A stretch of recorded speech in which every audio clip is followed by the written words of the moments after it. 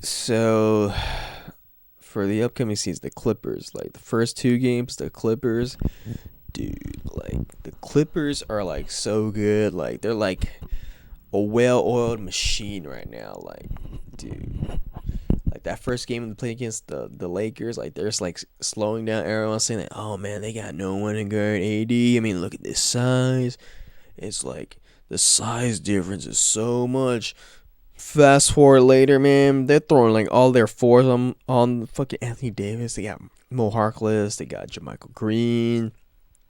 They're putting fucking Pat Patterson on him, and I'm like, man, they got a lot of fours. Like, I mean, yeah, they do need a new center. Actually, maybe they don't.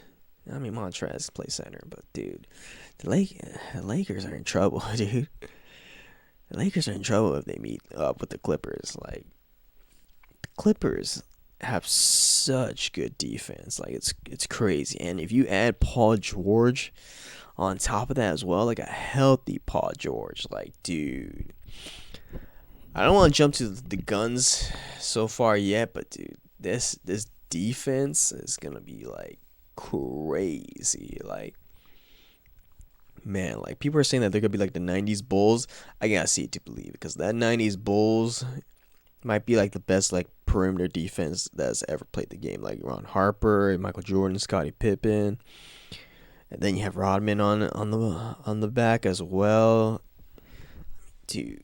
Like, I gotta see it to believe it. Like, but I wouldn't be surprised if if they're like a better version of what that Toronto's Raptors defense looks like, because that Raptors defense last year was so elite. Like, it's crazy. Like Kyle Lowry, Kawhi Leonard, Danny Green on the wing, and then you have Pascal Siakam and Serge Ibaka backing him up. Then you added Marc Gasol. Dude, that's like an underrated defense.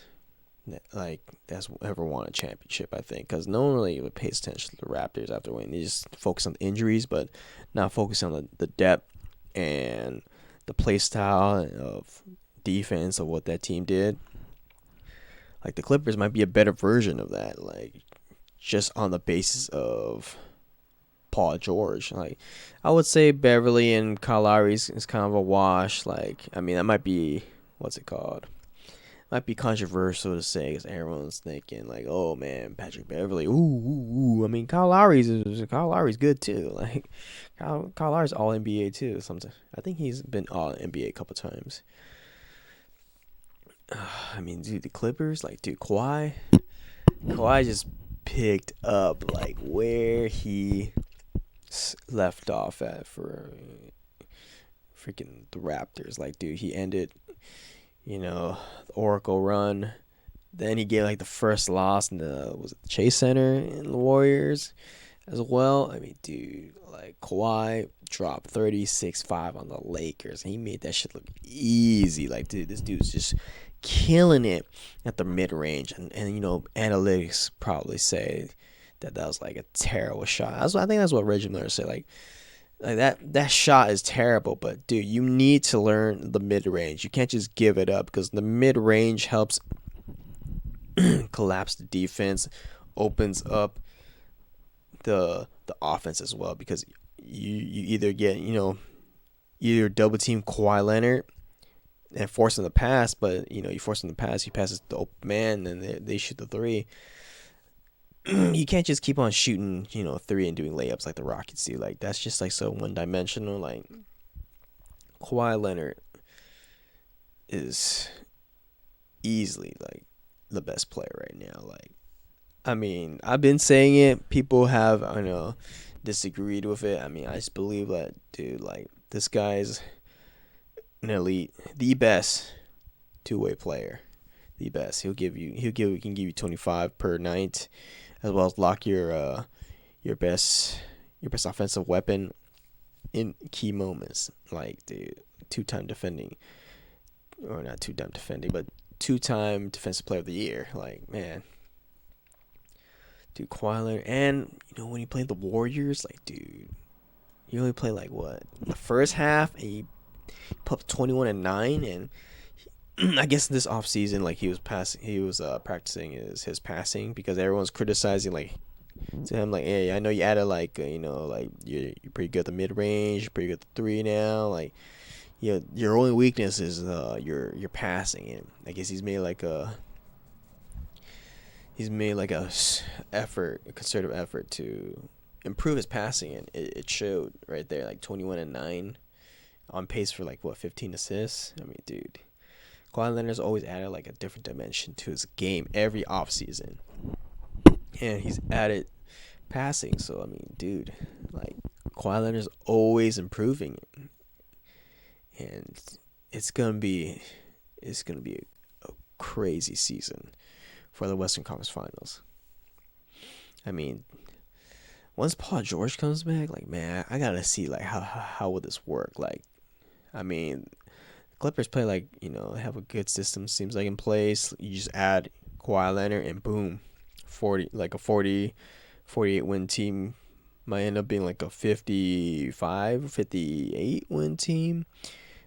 I'm not sure if they push to 60 because of like load management. I mean, I'm sure these guys will try to load manage the stars, like, because dude, it's championship or bust. Like, why would you risk it?